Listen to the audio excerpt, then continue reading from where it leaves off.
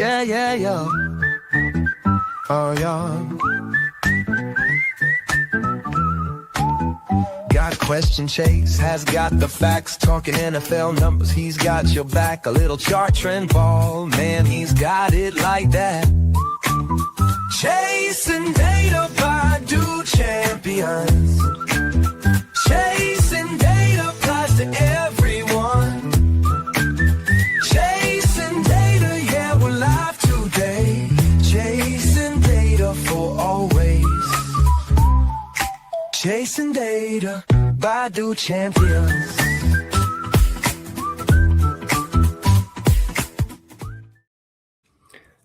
What's up, and welcome to the first off-season episode of Chasing Data. We are now finally entering season 2 of Chasing Data.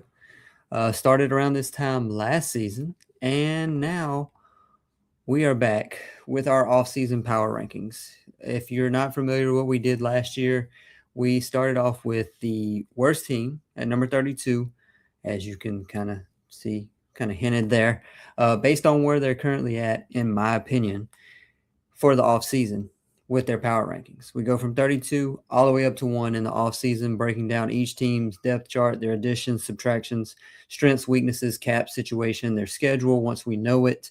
What's the outlook look for them? How does it look for them going forward? And what do we expect from them? Best, worst, and most likely outcome for the 2026 season. So, without further ado, let's go ahead and run our ads, and we will get right into this.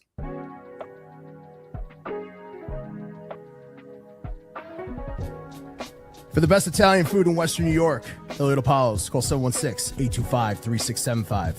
The Lardon Construction Group. Fubo TV, the official streaming service of Do Champions. FanDuel, the official sportsbook of Do Champions. For all your summertime needs, beauty pools, as well as kayak pools.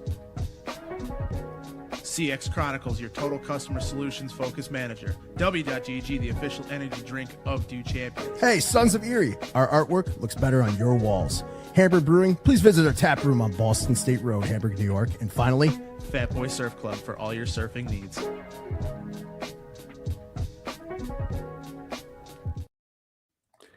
So, team number 32 is actually not... Let's see. Kind of surprised myself here. Where do we have it here? It is going to be, let me bring this up first. Let me bring up the overlay so you can kind of see what we got going on here. All right, so let's show this one, and we will go here. All right, so here's the team rankings as we go throughout the off season. We will go, where is it at? Is this, that's not what I need there. There it is. There we go. Nope, that's not it either. Come on, thing. Okay.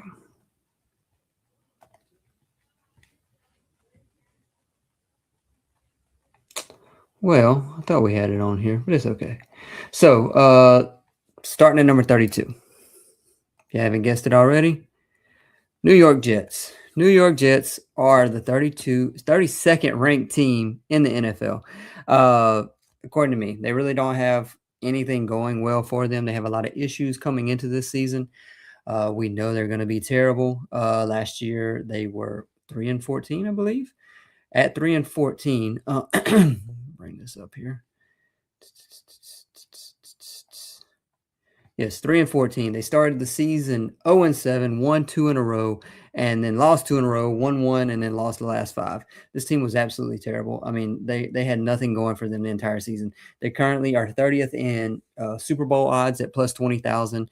They are tied for 15th in the AFC at plus 15,000, and they're plus 1,800 to win the AFC East, third best. So not the best.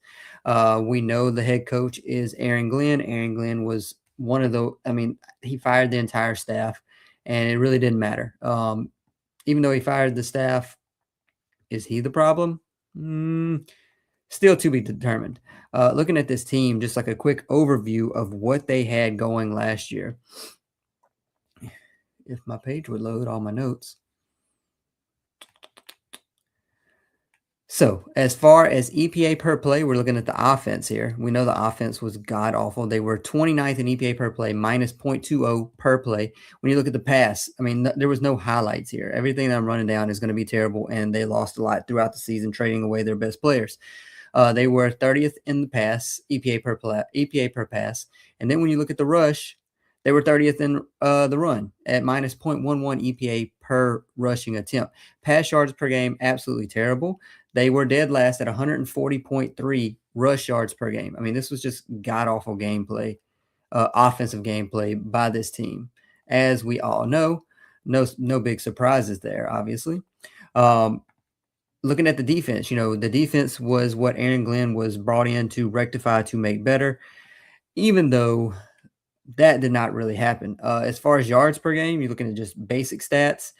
They were 24th in yards per game allowed. A lot of that a little bit skewed due to the fact that teams started to run the ball at the end of the game. So the numbers could have been even worse if the team played full games. As far as overall defense, they had the third to worst defense, positive 0.09 EPA allowed per play. The passing defense, worse than the NFL. The rushing defense, 22nd. Got a little bit of growth right there, but nothing great. Head coach is obviously still Aaron Glenn. I mean, this team is. Let's just get straight to the depth chart. Let's bring up the depth chart here. That's not them. Okay, New York Jets depth chart. Head coach Aaron Glenn. Frank Reich, offensive coordinator. Last time he was offensive coordinator was for the Carolina Panthers, and we know how terrible they were. It was not an offensive powerhouse in Carolina when Frank Reich got fired after he was 1-7, 1-8. He didn't even finish his first season, I believe. Defense coordinator Brian Duker.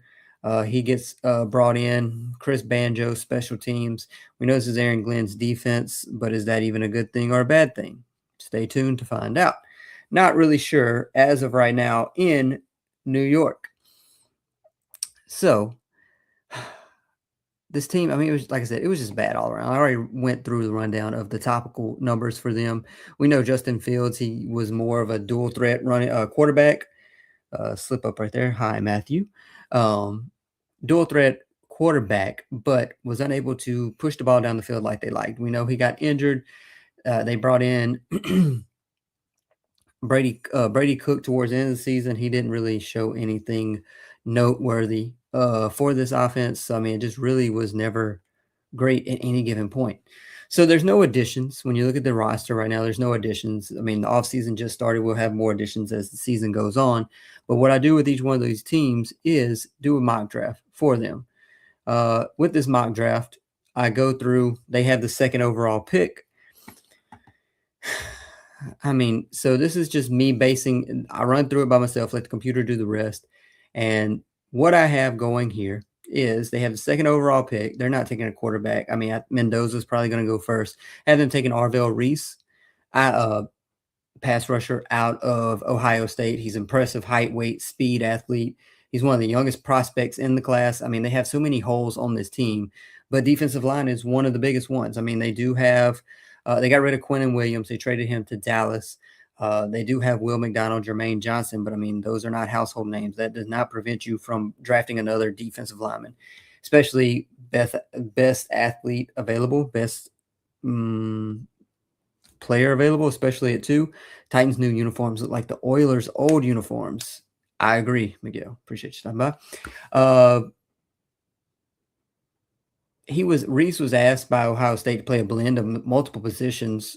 I mean, it just showcased his vast tools for all NFL scouts. I mean, this is kind of a surefire bet for them. At 16, I have them going quarterback with Ty Simpson. We know quarterbacks always go earlier, majority of the time, a lot earlier than we expect them to. Going back to Arvell Reese, one other thing I wanted to mention was the fact that he's just so explosive. He has closing speed. He's somewhere between like Micah Parsons and Jalen Walker as far as his projection goes, but you'd be hard to pass on him in the draft.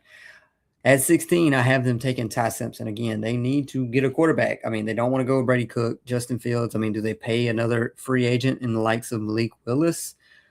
Kirk Cousins. Who are they going to bring in?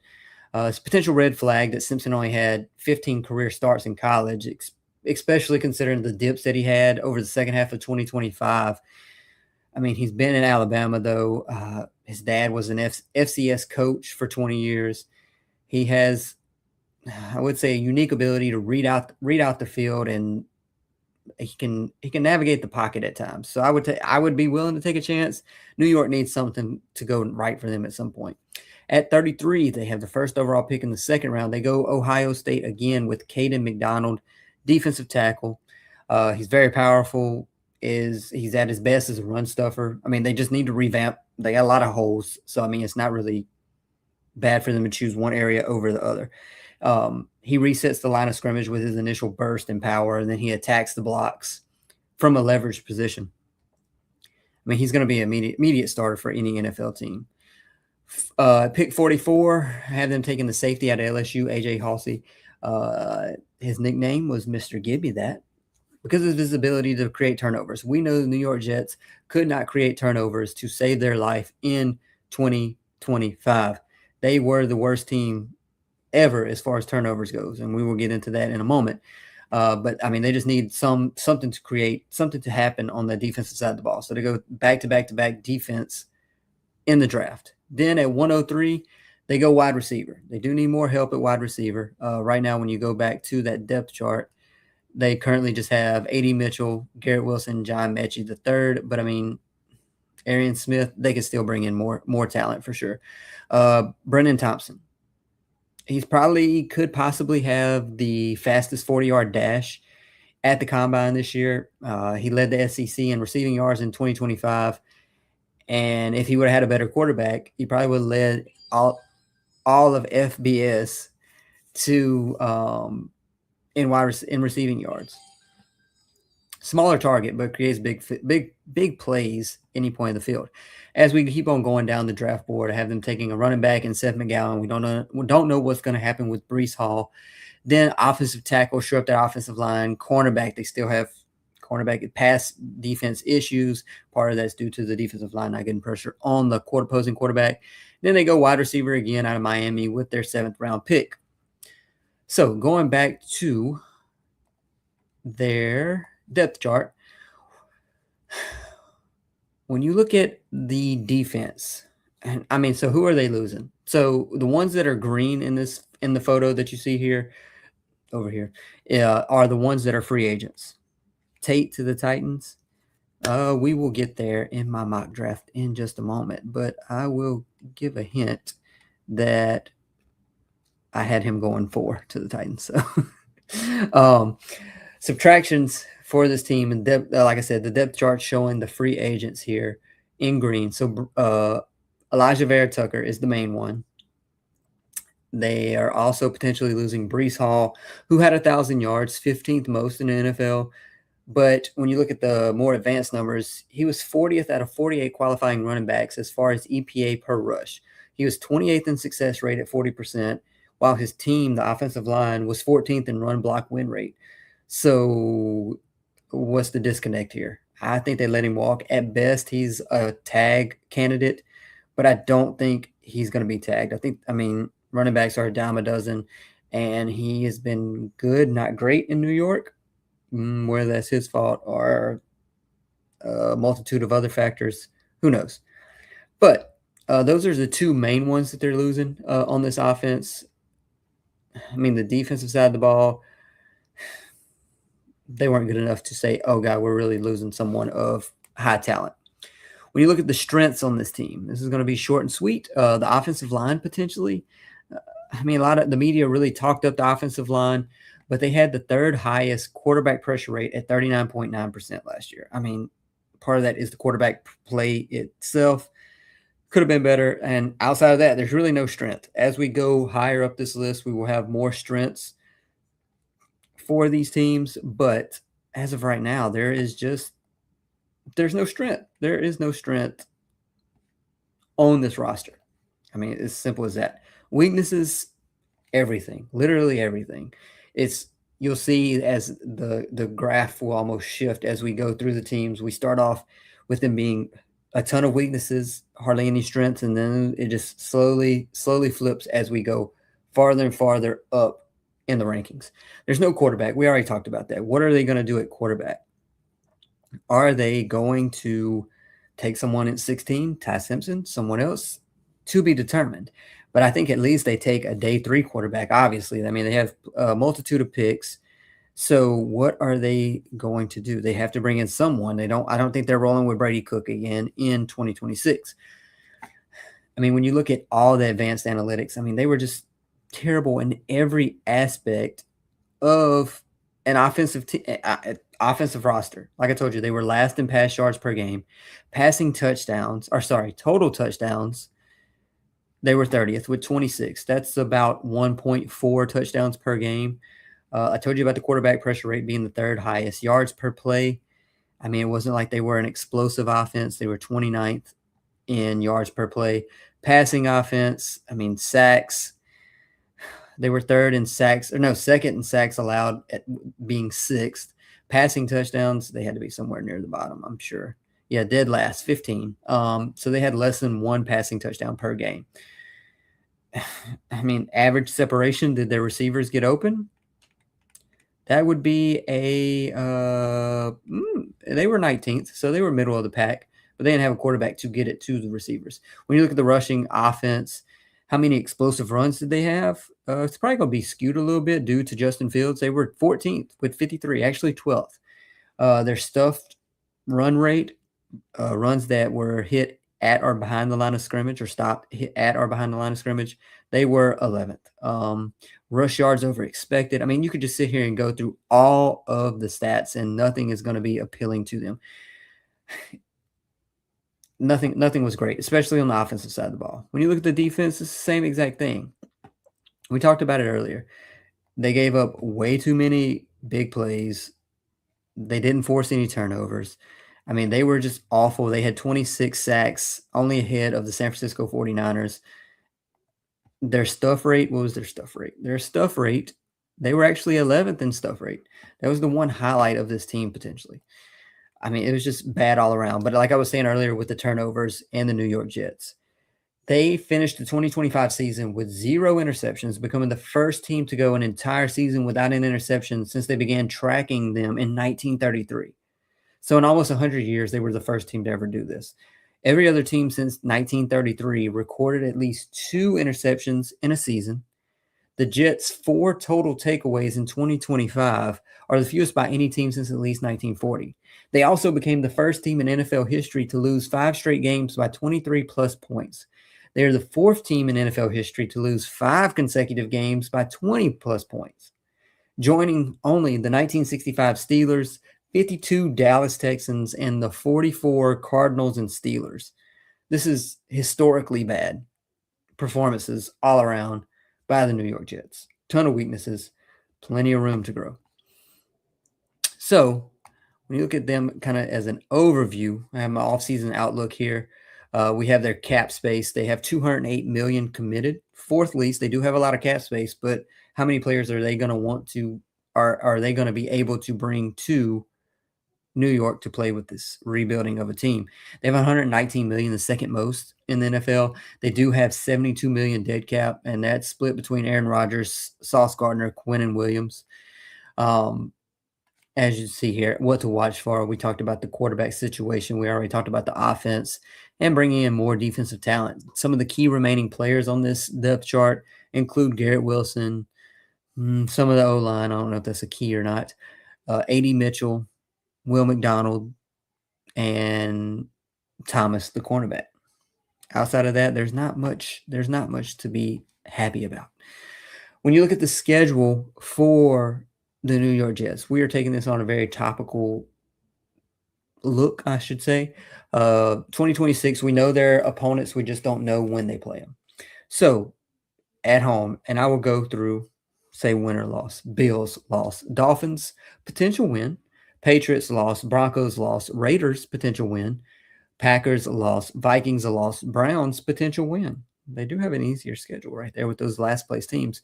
Away schedule, Bills loss. Dolphins, let's say they split, lose the season series to the Patriots. Chiefs, Chargers, Bears, Lions, Titans, Cardinals. Say they win one of the two out of Titans and Cardinals.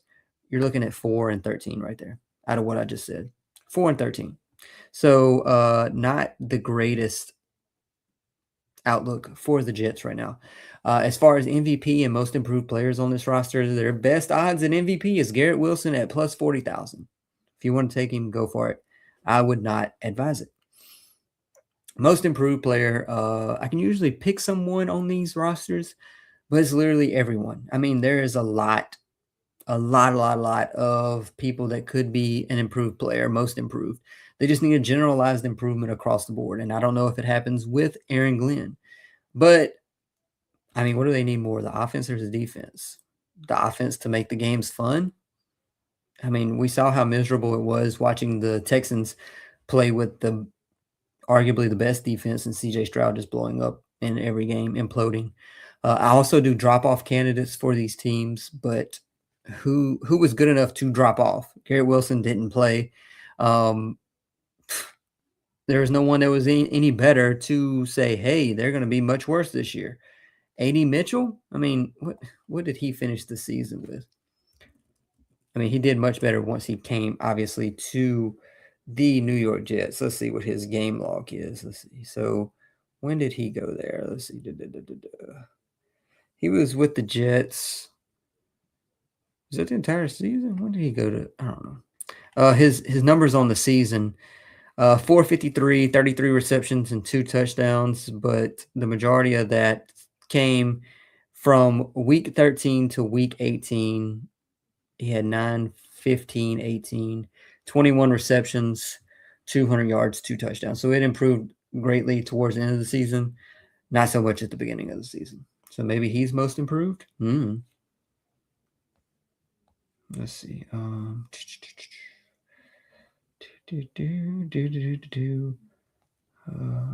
Settings.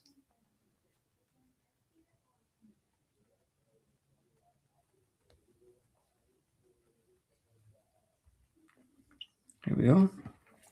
All right. X factors on this team, I mean, they're just so bad. So, I mean, the X factor is whoever the day one quarterback is. I try to stay away from quarterbacks because quarterbacks can be the X factor for every team. But, I mean, it's truly the truth on this team. Like, it's just they have to be better at quarterback. That's what's going to make this season bearable for Jets fans. So, with the outcomes of this team, best case scenario, I'm going to do best, worst, and what I think will happen. Best case scenario, they get a quarterback who is not bottom 5, someone who can be 23rd best quarterback in the NFL. They hit in the draft with all these draft picks because as of right now, they do have a solid haul of draft picks. They do have 2 first-round picks because they traded Sauce Gardner. They become not a bottom dweller, and they finish the season 6-11. And they look up towards the future. I mean, I don't think you can expect much more than that with this team. I mean, they have too many holes right now. Worst case scenario, Aaron Glenn is fired. He fired all these people, and it didn't even matter because he may be the problem to begin with. They still have no quarterback in 2026. They still have too many holes at the end of 2026. There's no improvement. Like I said, when I ran through the schedule just now, we always have surprise teams, but I had them going 4-13. They have a top 3 pick again in 2027, and they finish the season at 4-13 or worse. Like, I mean, there's a scenario where they're worse than that. They have a daunting away schedule for sure. The realistic thing that I see happens is truly going to depend on who is week 1 quarterback. I hope it's not Brady Cook. Maybe Malik Willis. Are they going to try to rent another quarterback like they did with Justin Fields? Justin Fields is not coming back. Outside of that, I'm not really sure. I don't really see this roster getting more than 5 wins, to be honest. If they go 5-12, that would be promising, I think, because, I mean, they just have so many holes right now and just have to look better going towards the future. So, take a quick break, and then we'll be back with team number 31.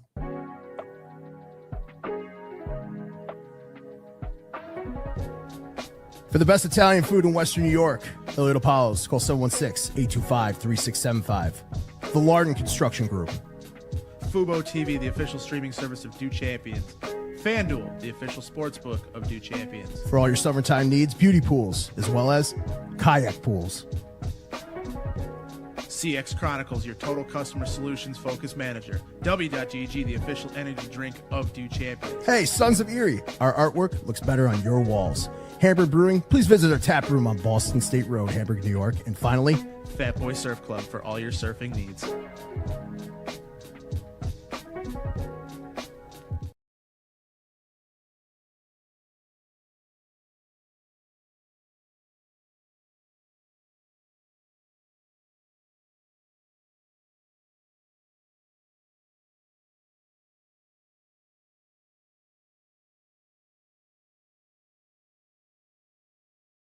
There we go. Surprise, surprise. It is, let's switch this to this. The Tennessee Titans. Tennessee Titans are team number 31. So Jets and Titans. I had Titans at 32 last year. Jets were maybe like 29. So not much movement from where they were at in 2025. But now here we are in 2026 and not much has changed. Last season, the Titans were 3-14. They are currently plus 10,000 to be the champions. 25th best odds. They're plus 5,000 to win their conference, 12th best odds. And they are plus 750, not too bad, to win the AFC South, which is still the worst odds in the division, but there's a chance. They started 1-11, and they showed a little bit of spark towards the end. They won 2 of their last 5 games. Head coach, they bring in Robert Saleh. They were 27th in EPA allowed per play and 23rd versus the run. They bring in the defensive mind and Robert Saleh, who tried to get the most out of what he had in San Francisco, who was also riddled with injuries. So I guess they thought, hey, if he could do this with an injury-riddled team, what could he do with our lacking roster as well? Offensive coordinator Brian Dable, who comes in after being the head coach of the New York Giants. The offense last year was 30th in EPA per play, 31st in the pass, 27th with the run. They were surprisingly 9th in quarterback pressure rate at 36.6%. Thought it was much worse. When you look back at what Brian Dable has done as his time as being a play caller, this goes back to 2009. I mean, there was a gap from 2012 to 2018 before he had the reins again. When you look at the yards, he was top 10 just twice when he was 2nd and 5th in Buffalo. Outside of that, he's been 18th. He was 13th once. But I mean, it's just not really been great for the most part with Brian Dable. But that's neither here nor there. We're going to see what he can do with Cam Ward. He's had Jackson Dart. Now let's see what he can do with Cam Ward. Defense coordinator is Gus Bradley. Gus is Gus. We're going to Gus. The Gus bus is here. The Titans only scored 16.7 points per game last year, which was good for 30th, third worst in the NFL. Second fewest yards per game, second fewest yards per play. They were actually 13th in the red zone, 58% conversion rate. So once they got there, they were good. They just couldn't get there. 21st in yards per rush. We know the run game was better than the pass. They passed at the 3rd highest rate in the NFL. That's mostly due to the fact that they were always behind. They were always behind, so they had to pass the ball. Defensively, not much better. 28th in points per game, allowed at 28 per. 21st in yards per game, but that's skewed due to the fact that they were down and teams were running the clock out at times. They had the 3rd worst red zone scoring defense, allowing a touchdown on 66% of opponent red zone drives. They were 17th versus the run. I mean, they have those 2 defensive linemen in Tavondre Sweat and Jeffrey Simmons that we will talk about more as we go along. But the pass, they gave up the most pass yards per attempt at 8.2 last year. God awful. So, first thing, additions. We look at the draft. The draft. So I did mock draft for them as well. And they have the 4th overall pick right now, which I have them taking a playmaker. They need to get Cam Ward some help. They took 2 wide receivers last year, 3 if you count his counterpart in Miami, who did not play. But they need more talent. Cornell Tate, wide receiver, Ohio State. They have Ohio State going at 2 and 4, I think, in a lot of most mock drafts. Tate, he stepped into a full-time role in 2025, surpassed expectations. They were already high to begin with. He's a dynamic playmaker down the field. He also shows his ability to be technical and with his know-how to uncover on short to intermediate routes. Give Cam Ward an easy option in the pass game. He tracks the ball well. I mean, no matter where it's at, he can get to the catch point. He's going to be a playmaking Z probably in the NFL if I had to suggest where he's going to be. Get Cam Ward some help. At 35, I have them taking a lineman, TJ Parker, out of Clemson. He can use, when he finds like an area, a runway, I should say, he uses his get off and his length to drive the offensive lineman back. And he basically just uses that bull rush to get into the quarterback's lap. I mean, it's going to be dependent on how he develops his setup and his secondary rush as to how well he's going to translate his game to the NFL. With their third pick, 66, round 3, cornerback. I mean, this team was terrible all around. We'll talk about more of how bad they are in a moment. But Keontae Scott, cornerback out of Miami.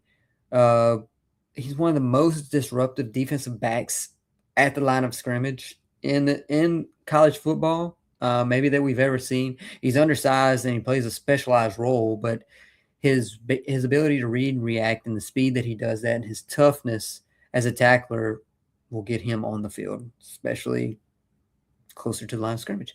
With their fourth pick, I have them taking a tight end. Nothing really came out of Gunnar Helm. Chiga Okonkwo is going to be gone, so I have them taking Eli Stowers out of Vandy. Above average athlete for his position. He attacks the technique of defenders and uses his quickness to consistently win one-on-one slants, digs, seam routes. I mean, Cam Ward needs weapons. So he needs a lot, but weapons is one thing. He produced mixed results when he was asked to work in traffic, but his hands are reliable enough to take in the 4th round. Take a flyer. I have them going linebacker, Harold Perkins out of LSU, then following that up 2 picks later with another DB, then get another wide receiver and another edge and another wide receiver. I mean, there's a lot going on here. The offensive line is not as much of an issue as some of these other areas that we have them going in the draft. So when you bring up their depth chart, this is what it looks like here. They're not losing too much in free agency, but they didn't have a lot to begin with. The green names that you see on the screen here are the ones that are potential free agents, or they are free agents. Are they going to come back? We shall see. Those of note that they may be losing, we could say Sebastian Joseph Day. Arden Key is one for sure. He had 4 sacks, 30 quarterback pressures, which is around the norm for him. So a depth piece if they kept him, I mean, he might be a starter as bad as this team is. Jalen Harrell actually came on late in the season. He has the longest active half sack or more streak in the NFL with 5 straight games.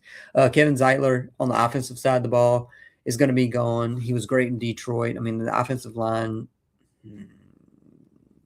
could be better, but here we are. He might be the best one on that offensive line. Chiga Okonkwo is going to be gone, and that is a weapon. In his 4 years in Tennessee, I mean, this was his best season. He's been the same player every year. The last 3 seasons, he's had 50-ish receptions. The last 3 seasons, he's had 528, 479, and 560 receiving yards. And the last 3 seasons, he's had 1, 2, and 2 receiving touchdowns. So there's really no growth. So they're losing him, but they will go with Gunnar Helm and probably someone that they draft. They may bring in a secondary tight end in free agency. We will see. The strengths for this team, unlike the New York Jets that we had at 32, they do actually have some strengths. Competent coaching with Robert Saleh, Brian Dable, Gus Bradley. They have some experience coming into the building, a way of life, a culture setter in Robert Saleh. So that's good for the Titans franchise and fan base. The run game, as far as how much it improved in the second half of the season. In weeks 1 through 12, they were minus 0.15 EPA per rush. In weeks 13 through 17, that flipped from minus 0.15 to a positive 0.02. So we saw what Tony Pollard did in the second half of that season towards the end. The interior defensive line is another strength on this team. Jeffrey Simmons, he led all defensive tackles this season with 58 pressures, 26 quick pressures, which are the ones that are under 2.5 seconds, and 10 sacks. He also had a touchdown, if you remember, or was it a 2-point conversion touchdown? Devondre Sweat, also amazing. I mean, his numbers are equally, I won't say equally as good, but I mean, what is he? Top 15 amongst interior defensive linemen. Let's look at his numbers this year. He had stops, which are tackles at or behind the line of scrimmage. 23 this year, 2 sacks, 17 QB pressures, but he's more of a run stuffer. We know what he does with the run stuffing. He only played in 12 games this year. So that's their strengths. Outside of that, there's not really much else. Weaknesses. The weaknesses on this team are plenty. As we discussed earlier, I mean, the offense, the passing game was next to last as far as efficiency goes. The run game, it improved as the season went on, but it was not great. Quarterback pressures, they're still getting, I mean, Cam Ward is running for his life on every play pretty much. How many sacks did he take? I mean, he saved a lot of sacks from being had by his escapability. They were still 6th in sacks with 56. Average separation, there's no way they're high on there. 3.6. That is absolutely astonishing, which is good for 8th. Explosive runs. They were 28th with 40. So that's just about 2 per game, 2.5 per game. How often did they get stuffed? They were stuffed only on 15.6%, which was good for 12th. Their success rate on the ground, this can't be too high. 28th at 40%. That is, I mean, this is just terrible. That's just the offense. When you look at the defense wasn't much better. I mean, there's a lot of weaknesses all over, no matter how you slice it. They were not good. Pass yards per play, they were 3rd worst at 7 yards per play. That is terrible. They were only behind the Commanders and the Cowboys, and we know how terrible the Cowboys were. Rush yards per play, they were better in this part. This won't be a weakness. They were league average. Quarterback pressure rate, they were 8th, and that's thanks to Jeffrey Simmons. You're welcome.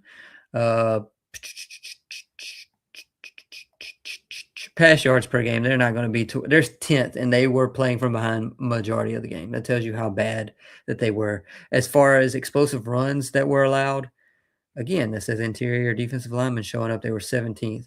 So that really wasn't a weakness there. But, I mean, there's so many issues. The secondary with the likes of Amani Hooker, Xavier Woods, L'Jarius Sneed. I mean, he's kind of fallen off since his time in KC. Kevin Winston Jr., who they took this past year. I mean, there is no one there out of those 4 that I just named that is anything amazing for sure. They're losing Sebastian Joseph Day. They're losing Arden Key. They do have Jalen Harrell, but linebacker, they have Cody Barton, who's not bad. Oladejo didn't really show anything this year. I mean, what was his final numbers? Let's see. What did he let's see. He was a second-round pick last year. He was 52nd overall, and he had 0 sacks. 225 snaps, 0 sacks. Not ideal. 6 QB pressures. Not ideal either. So the defense is greatly struggling. I mean, there's more to like on the offensive side of the ball. I mean, they just still have a ton of holes. Just like the New York Jets have a ton of holes. The Tennessee Titans have a lot of holes, and at least they have a quarterback and a defensive line that is formidable at times, especially on the interior. Cap situation. Let's bring up this offseason outlook that I had here. Committed salary, $226 million. It's the least out of any team. Cap space, $99 million, most of any team. Dead cap, just $500,000. That's going to Brownlee Jr. Nothing worthwhile there. Again, this is some of the things I already hit on. Can they improve the worst offense in the NFL? What does Sala bring? They need more talent on defense. Same issues as the Jets in a lot of regards, but they just have a quarterback and a defensive line that's a little bit better. Key remaining players on this team: Cam Ward, year 2. We have Pollard still here. Tajay Spears, he's not a free agent. Okay, I didn't think so. I was making sure. I know I had it on there. But Pollard and Spears are back. DK, the all-purpose yards guy. Jeffrey Simmons, Devondre Sweat, all coming back. Like I said, they're losing Arden Key, Kevin Zeitler, and Chiga Conquo.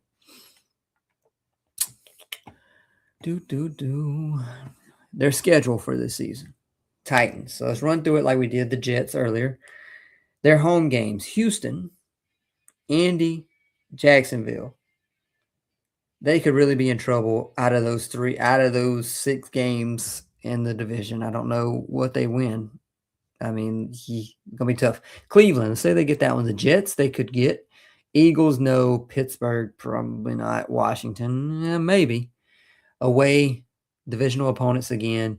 Baltimore, Cincy, Dallas, Detroit, Las Vegas, and the Giants. Again, we're looking at around 4 or 5 wins out of those 17 for the Titans. Looking at the most valuable player odds for this team, their best odds are Cam Ward at plus 50,000 for most MVP. Most improved player on this roster that I would like to see and who it needs to be is probably Cam Ward. When you look at his numbers, Jagar says Justin Fields are winning the Super Bowl. I guess the Jets? I don't think so. I don't even think he's going to be there. He had that one year, $30 million contract, basically. When you look at Cam Ward's numbers last year amongst all the passers, the qualified passers, as far as EPA per dropback goes, this is out of 33 passers. He was 33rd. When you look at total EPA out of 33 passers, he was 33rd. When you look at completion percentage, out of 33 passers, he was 31st. When you look at time to throw out of 33 passers, this is skewed due to his escapability. He had 3 seconds. Quarterback pressure rate, already talked about that. Interceptions, he was 24th. He only had 7 interceptions, 15 touchdowns. His passer rating, when you get to a little bit more simplistic numbers, he was 30th. So, 31st, sorry. All around, we need him to improve. So, we need to just see improvement from Cam Ward all around. The offensive line needs to improve as well because those things go hand in hand. If one can get better, then the other one can get better. If the offensive line can improve, then so can Cam Ward potentially. Drop-off candidates on this team, when you look at this roster, no one really worthy of dropping off. I don't think Jeffrey Simmons is going to drop off. I don't think Devondre Sweat's going to drop off. No one else was really amazing enough to say, hey, you're going to be that much worse this year. Like I said earlier, I'm curious to see what Jalen Harrell's going to do. He, like I said, has the longest active streak of at least a half sack in a game at 5 of anyone in the NFL as we go into 2026. So we'll see what happens with him. X factors, it's not Cam Ward. I think it's Robert Saleh, honestly. Robert Saleh is the X factor. Can he turn this culture around in Tennessee? They get the new jerseys that I don't really care for, the new logo I don't really care for. Could have done much better if they were going to redesign it. But here we are. So to finish up the Titans, best case scenario for them. So as far as best, worst, and my realistic outcome, best case is Cam Ward and offensive line become, as a combo, the 20th best unit in the NFL. Saleh gets the defense to do the same, be around 20th. And they finish around 7-10, 8-9 potentially. That's really pushing it, but that's best case scenario. I don't think we get anything better than that. Worst case scenario, they're in too big of a hole from 2025. They're still in another rebuilding year. Cam does not take another step forward with his accuracy and lack of weaponry around him. And they finish around 5 wins again. They were 3-14 last year. They could potentially go 3-14 again this year, 4-13 instead. But what my realistic expectation is for the Tennessee Titans is that Salah being there really does change the culture for this franchise. Everyone in the building. Cam is a lot calmer in the pocket. Brian Daboll calms him down, I will say, is not as erratic with his throws. The defense improves slightly. I won't say they may go from 31st to 25th, 24th. I don't think they're going to be like a top 16 unit. And they finished around 6-11 or 7-10. And to me, that's going to be great for the Titans and the fan base if they can get to around that threshold for 2026 and going forward, looking forward to the future and having something to build on. That's it for tonight. We have made it through the first 2 teams of 2026, the 2026 offseason. We will slowly do 2 teams per week as we go forward. It'll be on Tuesdays going forward until we get to around the 16th team, where we'll dive in deeper, 1 team per week, until we get to the preseason and kickoff yet again. So 32, we have the Jets. 31, we have the Titans. If you watch this video, please leave a like, subscribe, comment who you think should be in the top 4. I have that bigger at the top, as you see over there. Who's your top 4 teams? Who's your top 10 teams? Do you agree with Titans being 31, Jets being 32? This will change as the offseason goes. Additions will be made in the draft and in free agency. But until then, follow King NFL Stats on every social media platform: X, Twitter, Instagram, TikTok, YouTube. Do Champions. Follow them for all your Buffalo Bills news. And we will catch you Tuesday. Appreciate you stopping by.